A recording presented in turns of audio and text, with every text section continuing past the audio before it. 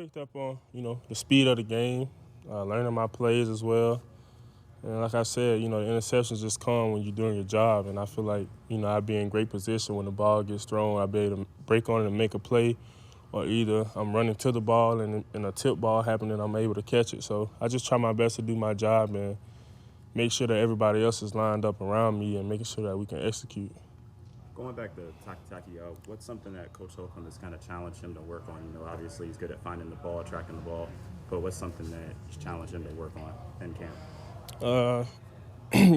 Coach Holcomb and Coach Wilks, they put in a new defensive scheme, so he kind of challenged all the linebackers to try to be consistent. They throw a lot at us with the plays and things, and all of us just now like learning and things. So, it's just all about just trying to be consistent, staying in your playbook because, like I said, all of us is new to it. The vets just got like a month time ahead of us on the playbook, so they kind of comfortable with it, and the younger guys kind of just getting comfortable with it. So he kind of just challenged all of us, just to be consistent, play fast, play downhill, be physical.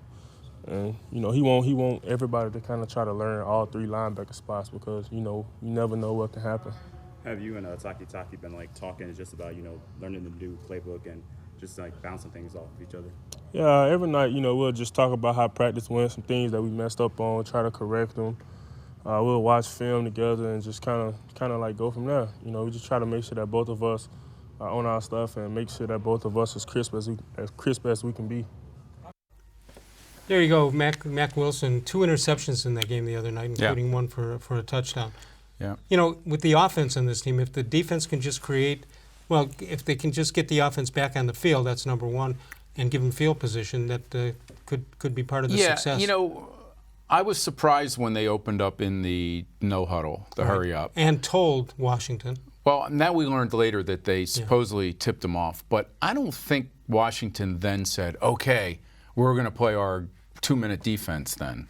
No, they did whatever. They just did what they were going to do. Yeah. They did what they were going to do. So I fully expect these guys to be prolific offensively when the season starts, but this notion that, boy, Washington knew it was coming and still couldn't stop it, I think we need to see regular season football before we make those. And if they did that without telling them, it wouldn't have been that much difference. No, but I do think it's like a gentleman's agreement that you don't, remember that year when the Giants had played poorly the week before and got ripped all week in practice and came in here and they were blitzing. Right. They just made I think the Browns lost a couple of players to injury in the first game or second game.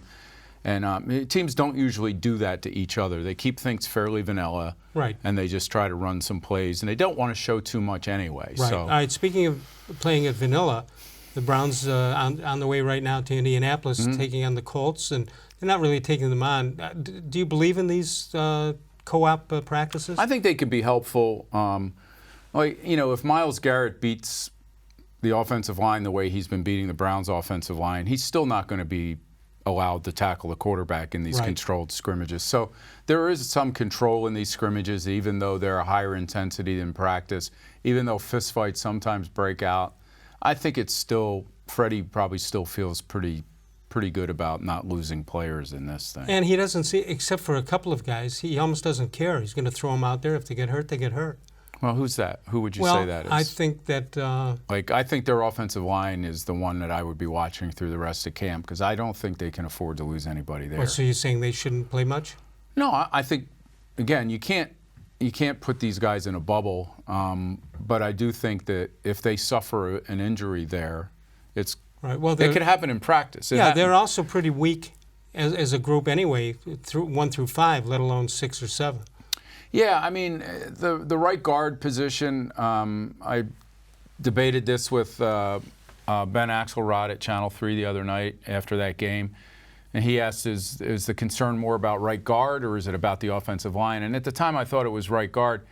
But, I listened to Ross Tucker today and suggest that, that Greg Robinson hasn't really proven a whole lot. He's had 1 year basically that he's started to live up to where he was drafted at number 2, was it, or number 3 overall. Right.